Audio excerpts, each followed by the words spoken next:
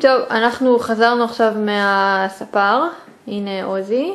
ואבא? בכלוב. ואבא, בוא נראה. הוא נראה מבסוט. זה כל השיער. בוא נראה מה יצא.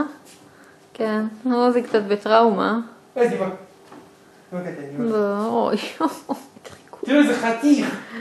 כן. כן, מה שקרה... עוזי חתיך, תראו אותו, זה איטלקי, זה תספורת איטלקית.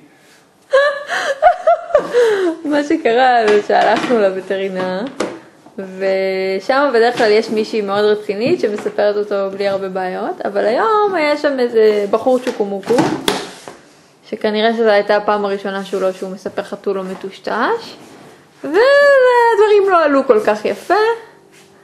תשמע, כשהספר חתולים מפחד שהחתול יעשה עליו פו, אז אנחנו בבעיה. מה, הוא חתיך על?